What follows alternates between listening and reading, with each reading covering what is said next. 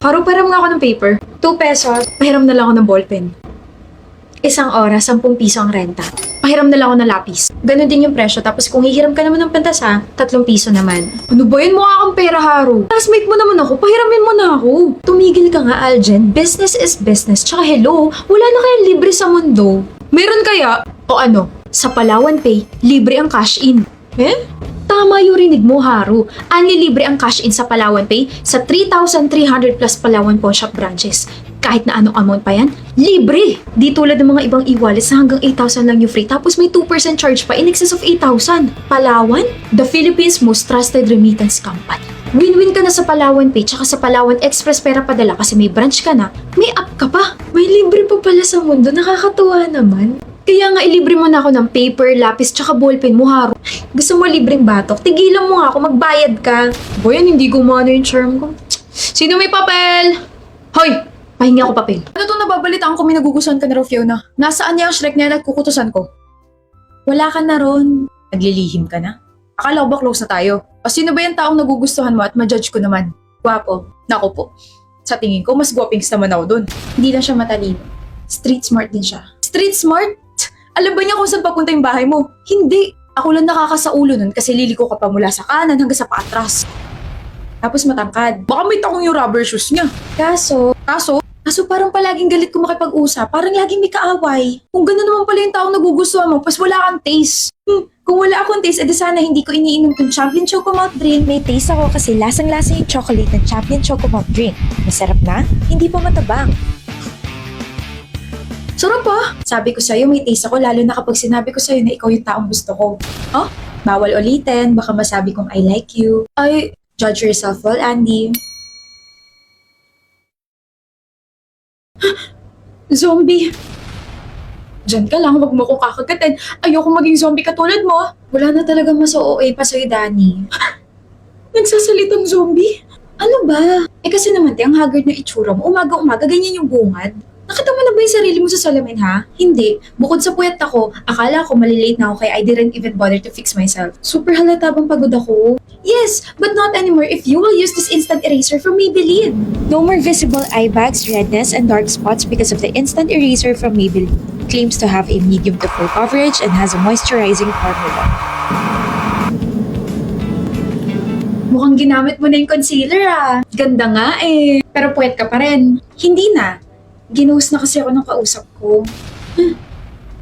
Miss, Huh? Ako po ba? nahulog mo. Yung ano? Yung wallet mo. Hala kuya! Thank you! Hindi dahil sa'yo baka kung ano nangyari. Nandito pa naman yung mga ID ko, tapos yung pambayad ng tuition ko. Thank you. Kuya. Makakuya naman to. Hindi naman tayo magkapatid. Jason. I'm Jason. Hello Jason. Thank you talaga, pero dito ka pala nag-aaral? Yep. Bakit mo natanong? Yung school mo, dream school kasi yan ng kaibigan ko. Yaman ko, no? Mayaman? This school, puro mayaman lang mga nag-aaral dito. I mean, they do have scholars, but that's a different case. I guess, hindi mayaman yung friend mo, no? Huh? Just kidding. Gusto mo ng tour? Hindi na. Kahit ganyan suot mo, maganda ka. So ako na nagsasabi, may pretty privilege ka. Pwede ka makapasok without an ID. Hindi na, okay lang. Anyway, can I get your number and name? You know, hoping na we can have coffee date or something. Gusto mo ako? Hindi. I mean, you're really, ang ganda mo. Like, you are really my type and that hair, sobrang bagay sa'yo. Sige, may paper ka? Wala eh. Yung phone ko naman, nasa tropa ko yung cellphone ko. Wait, I do have a ball pen. You can write your number here sa palad ko tapos just let me know your name. Akin na yung kamay mo.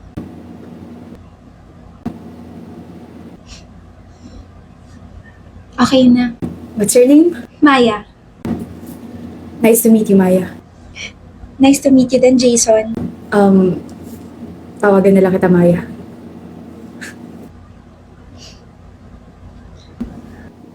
Your smile is different, bro. Nakahuli ako ng isda. Na naman, a very pretty fish. Name, Maya. Nahulog yung wallet niya and of course, sinuoli ko. Then, we had a small talk and I got her number. Weh, eto. 092761... Yes. Bakit? She gave me her number pero kulang ng 3 numbers. Hindi ka ata yung type, bro. What the heck? What now? Nawawala. Huh? My watch and my 2 gold bracelets are missing. Akin na yung kamay mo. Nice to meet you, Maya. Nice to meet you din, Jason. Oh, Wow, isang magandang relo. Tapos 2 gintong bracelets. Hanap ka? jackpot na. Ikaw na may pinakamalaking halaga na nabigay ngayong araw. Ginamitan mo siya ng wallet technique mo, ano? Oo, pero syempre, ginamitan ko nito. Ganda ko eh. I knew it. Grace. Shh! Boss naman. Huwag mo gamitin yung real name ko. Maya. Yes? Dahil ganito yung mga binigay mo, magpahinga ka muna ng 1 linggo. 1 week lang? Gawin mo ng 2 weeks? Aba, humirit pa siya. Nakuha ko rin yung wallet niya eh. Ba't yung wallet ko? Matinik ka, ha? Ay, salamat, matatanggal ko na tong wig na to tsaka tong makapal kong makeup.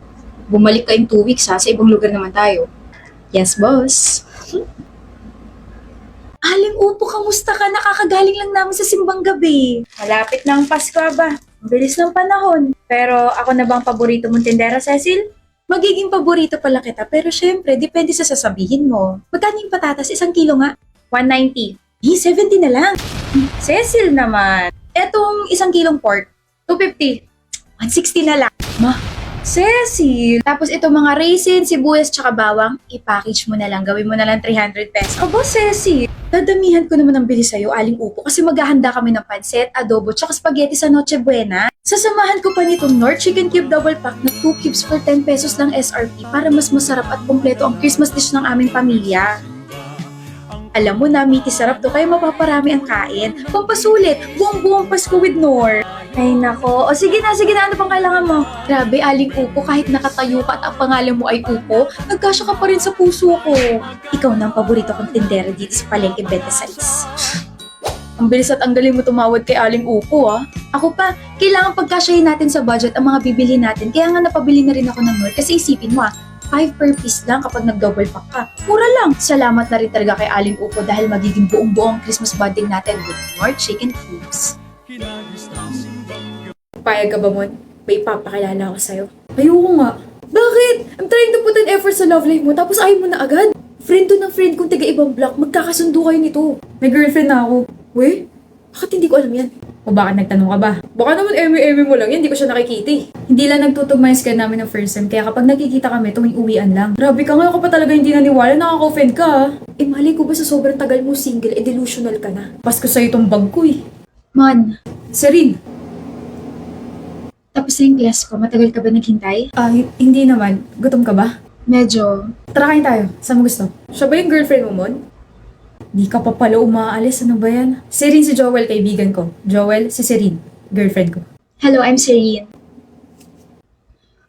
Oh, bastos talaga yun. Pagpasensya mo si Joel medyo sabog kasi yung utak nun dahil sa receipt eh. Okay lang. Tara na. Di ba marami na kayong dogs and cats? Oh, pero kasi naisipan ko na baka it's time na to build a small rescue shelter para sa mga abandoned dogs and cats dun sa lugar namin. Mayag naman sila mama kaya next week magre-rescue na kami. Uy, ang sweet nun ah. Grabe, mahal na mahal ko talaga yung mga taong mababait sa mga animals. Dalawa ko ah. Of course! Wait, may dumi ka sa gilid ng labi mo. Dumis mo talaga kumain, love.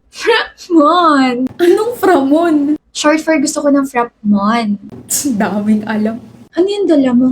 Pagkain. Niluto mo? Hindi. Si mama yung nagluto, hindi ako marunong eh. I mean, sinubukan ko naman magluto, pero kasi sabi ni mama, wala raw lasa. Ang sweet talaga ni tita. Love, road trip tayo. Pero may mga kailangan kasi akong tapusin this weekend. Love, huwag kang mag-pout. Oo na, sige, magra-road trip na tayo. Yes! Problema mo? Iniisip ko lang yung girlfriend mo. Ano? Hindi! Hindi yun yung ibig ko sabihin. Gaano na kayo katagal ni Serene? Pre. Kala ko, 7 months, bakit? Tagal niyo na rin pala, no? Saan kayo nagkakalala? Saan kami nagkakalala? We met this year no summer sa Boracay. Tapos ayun, nalaman ko na dito siya nag-aaral. Tapos sabi niya, baka nakatadhana kami para sa isa't isa kasi nalaman niya na dito ako nag-enroll. Tapos December na ngayon. Ay, I can't wait to spend my first Christmas with her.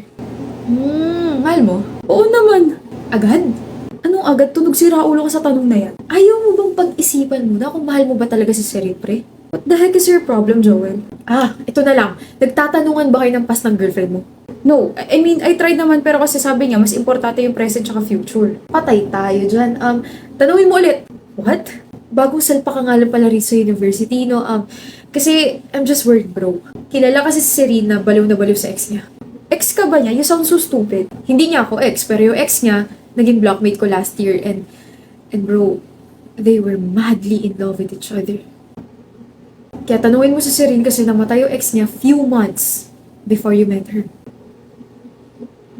B, nandito na. Yung alin? Yung isa ko pa regalo sa'yo. Kakabigay mo lang na regalo sa akin, diba? Kasi naman, I love how you appreciate things.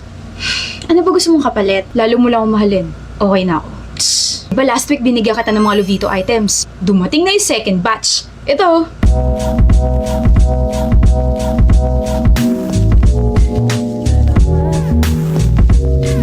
Naba, alam mo, feeling ko bagay na bagay sa'yo yun.